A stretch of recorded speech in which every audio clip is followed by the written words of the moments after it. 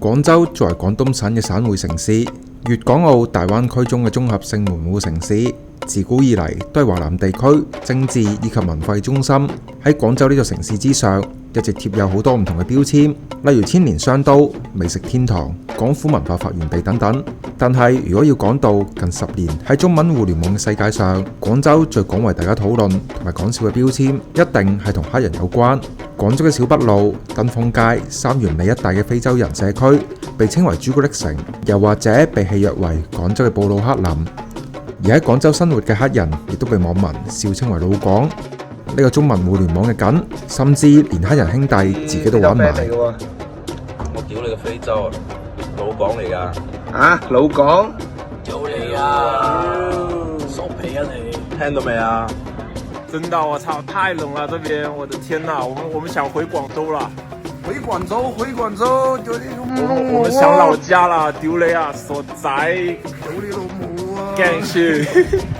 作為一個專注介紹大灣區民族文化同埋好玩旅遊路線分享嘅頻道，我哋亦都想嘗試做一期我哋眼中嘅廣州非洲城，而且希望以黑人呢個標籤作為線索，為大家介紹相關嘅歷史遺跡同埋黑人社群嘅現狀。因為我覺得呢個話題應該有好多外省觀眾亦都會好感興趣，所以除咗正常嘅廣東話旁白之外，我哋今次仲會特別推出國語旁白，希望大家會鍾意我哋呢次嘅特別企劃。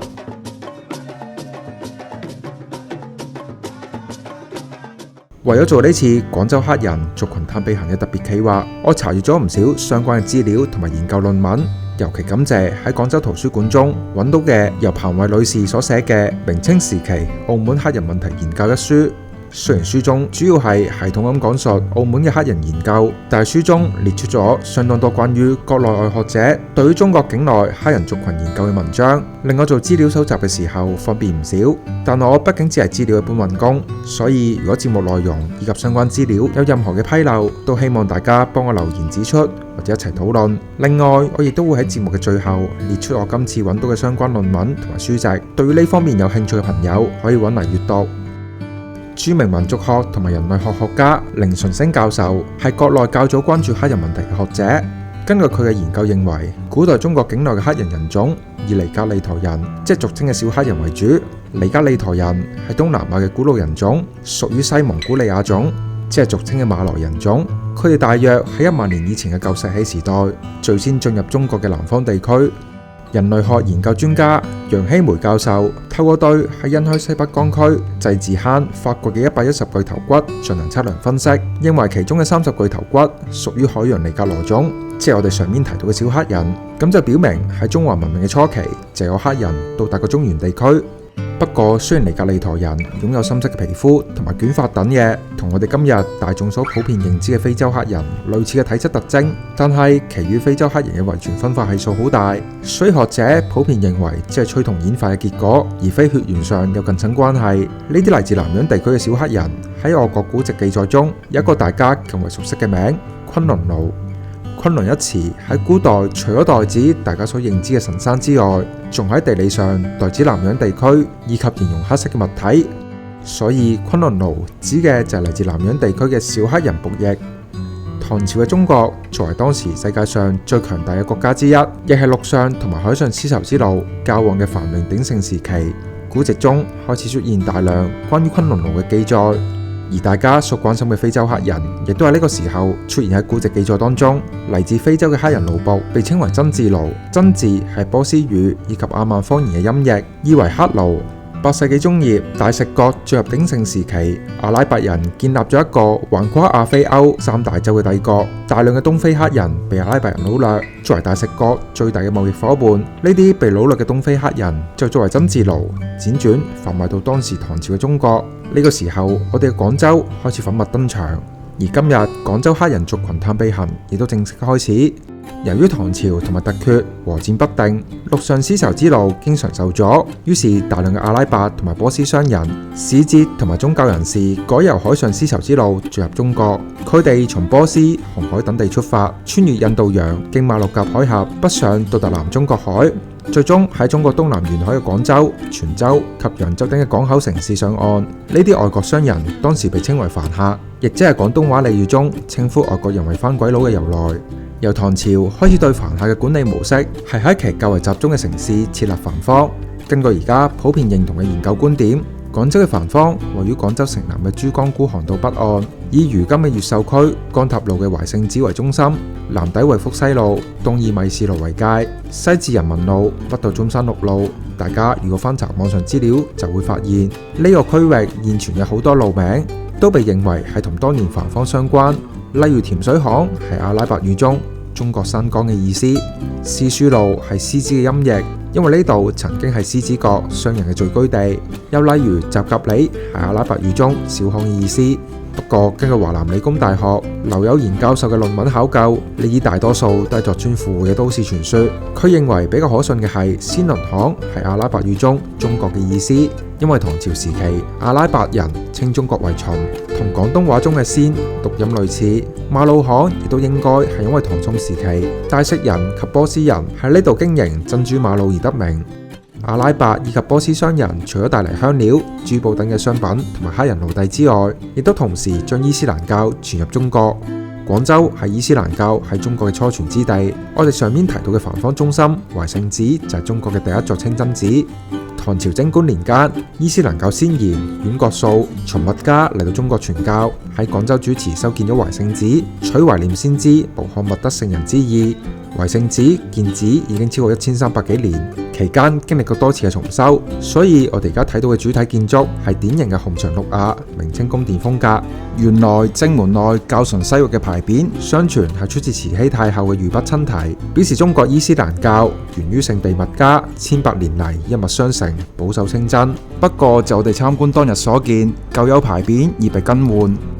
懷聖寺由寺門、望月樓、水房、長廊、碑亭、客室、禮拜殿同埋光塔組成。望月樓係伊斯蘭教用於望月，以確定對封齋同埋開齋時辰嘅場所。望月樓嘅牆身用紅砂岩石砌築，成座樓宇氣勢非凡，松嚴玉飛。禮拜殿係清真寺嘅主體建築，位於庭院嘅正面，造型為中國式宮殿，楔身重檐，綠琉璃，帶有斗拱，聳立喺帶有雕刻嘅石欄杆大平台之上，莊嚴肅穆。不過要數到懷聖寺最有名嘅建築，一定係光塔。光塔係世界上現存最早嘅伊斯蘭教宣禮塔之一，具有極高嘅文物考古價值。光塔樓高36米，係典型嘅阿拉伯風格建築。塔內有南北兩道樓梯，圓塔心盤旋直至塔頂。因為塔身外表光滑無色，故名光塔。正如我哋前面所講，喺唐代懷聖寺位於珠江孤航道北岸，其南面係廣州當時重要嘅渡口波山古道。所以光塔除咗係宣禮塔之外，仲係珠江航道重要嘅導航燈塔。光塔嘅設計同埋建造極其巧妙，同現代高層建築嘅建築標準有異曲同工之妙，亦都係佢可以屹立守護廣州城1000年不倒嘅奧秘所在。喺廣州，除咗懷聖寺之外，仲有另一處伊斯蘭教聖地，係穆斯林嚟到廣州一定要朝聖嘅地方。佢就位於而家越秀區解放北路嘅清真先賢古墓。唐朝貞觀3年，我哋前面提到嘅伊斯蘭教先賢阮國素歸真，信徒修建咗清真先賢古墓，將其安葬，故稱回回墳。清真先賢古墓係現存世界最古老嘅伊斯蘭墓葬之一，亦都係阿拉伯地區以外保留落嚟嘅為數不多嘅穆斯林墓葬。清真先賢古墓有一條長約400米嘅墓道，遍鋪石板。墓道西南端建有石牌坊，同埋聖寺一樣。清真先賢古墓喺歷朝歷代經過多次重修，所以除咗墓室之外，呈現出明清時期典型嘅廣府嶺南建築特色。外牆由青磚砌築，同圍牆、廂房融為一體。門額上嘅壁畫同埋灰塑均為花草紋樣，體現咗伊斯蘭教唔以人物為裝飾嘅基本原則。庭院正中建有單檐揭山頂嘅拜亭，亭內外掛滿咗清朝、民國時期嘅牌匾。穿過高峰樣子嘅牌坊，就係通向阮國素墓嘅甬道。墓室坐北向南，中開一座小拱門。墓室中央就係阮國素嘅石棺，石棺覆蓋住伊斯蘭教風格嘅花氈。由於墓室城內方外圓嘅穹頂狀，猶如圓鐘，信徒喺內誦經有回音相應，所以阮國素墓又被稱為響墳。院角掃墓室外仲設有歷代伊斯蘭教中有威望嘅教長墓同埋41賢者墓。41賢者墓相傳葬有同為唐代前嚟傳教嘅40位先賢，佢哋喺禮拜時被強盜搶掠財物並且殺害。當殺完所有人後，強盜感到後悔，亦都自刎死去。後人收拾40位先賢遺骸時，亦都一並將強盜屍首葬於墓邊。正如我哋前面提到，古代中國黑色人種基本都係伴隨商業貿易，以奴隸嘅性質到達中國。根據唔同嘅古籍記載，呢啲黑人奴隸大多具有特別嘅技能，例如好好嘅音樂才能、熟習水性同埋航海技術，可以馴服大象、獅子等各種進貢而嚟嘅猛獸等。不過佢哋充當最多嘅角色都仲係打手，身體素質極佳，武藝超群係黑人奴隸嘅普遍標籤。根據阿拉伯著名嘅旅行家馬蘇蒂喺《黃金草原》一書中記載，喺唐代乾符6年，黃巢領導嘅起義軍攻破廣州城，大肆搶奪繁方外國人嘅財富。呢個舉動遭受呢啲外國商人手下嘅黑人士兵嘅猛烈反擊。黃巢怒而下達屠殺令，屠殺外國人以及其奴僕高達10餘萬人。不過根據相關學者對唐朝時期繁火嘅面積同埋當時廣州城人口比例嘅計算，凡客同埋黑人奴隸數量喺2000人左右係比較合理嘅推論。不過關於黃巢嘅呢段野史，亦都側面證明咗當時留居喺廣州城嘅穆斯林數量絕非少數。正如而家大家對於廣州黑人社群治安問題嘅擔心，大量嘅外國人聚首以及囤積嘅私兵，必然會帶嚟同埋本國國民嘅摩擦同埋衝突。例如《資治通鑑》同埋《新唐書·則天本紀》中就有記載，唐朝文明元年，廣州都督陸元銳就因為入口賦稅問題刁難南洋商人，被其手下嘅昆崙奴擊殺，然後駕船逃走。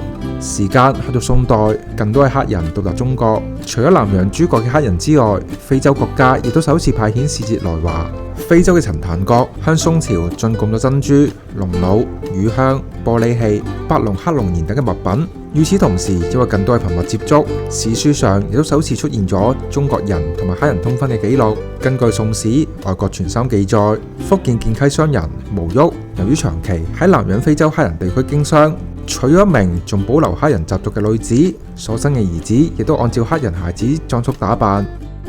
如果覺得本期嘅內容可以幫到大家發覺廣州有趣嘅另一面，就記得幫我點讚、分享同埋訂閱啦。但係大家行咗咁耐嘅繁坊，我都開始有啲肚餓，所以我就特登選咗喺古時廣州城繁坊一帶嘅回民飯店用餐。該酒樓以製作清真粵菜出名，特別係清真港式點心。回民飯店始創於1956年，前身叫做清真飯堂，係不折不扣嘅廣州老字號，已經陪伴無數回民同埋廣州人走過咗近70個春秋。因為飲食習俗嘅原因，回民飯店將經典嘅廣式點心、叉燒包、叉燒酥、灌湯小籠包都改成羊肉或者雞肉作為餡料，搖身一變成相當特別嘅羊叉包、羊叉酥等等。回民飯店嘅牛雜湯，我覺得絕對唔會差過廣州市內其他以牛羊雜湯作為招徠嘅名店。牛雜湯入面嘅每一份用料都係肉眼可見嘅新鮮，而且絕對冇任何唔好嘅臟氣味。再加上每日鮮牛嘅牛肉骨湯，用胡椒、酸蘿蔔進行提鮮，成個牛雜湯嘅味道非常醇香。喺酒樓強勁嘅冷氣之下，我竟感到絲絲嘅暖意。作為一個餃子愛好者，香煎羊肉餃我當然係必點。師傅並唔係簡單咁將白菜豬肉餡替換成白菜羊肉，豬肉同埋羊肉調味可以話係天差地別。呢份羊肉餃可以感受到清真香料味嘅特色之外，最難得嘅係搭配咗白菜，保持一份清爽嘅口感，濃而不膩，我非常中意。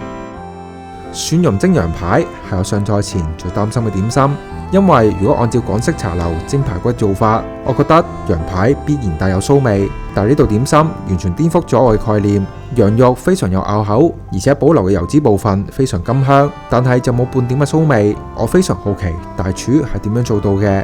至於牛肉包就比較遜色，只係將港式陳皮牛肉球作為餡料，味道上冇驚喜，包皮亦都唔夠軟熟。最後蕎門油香係我第一次嘗試嘅清真點心。現場查資料得知，蕎門油香係穆斯林心中非常高貴嘅美食，距今已經有超過1400年歷史。佢嘅口感唔係香脆，而係酥脆。硬係要我形容嘅話，我覺得口感類似港式嘅雞仔餅，冇餡料，係帶甜口嘅調味，更多嘅係感受麵團油炸之後帶嚟嘅油香氣，但係又唔會覺得油膩，係值得試嘅特色小食。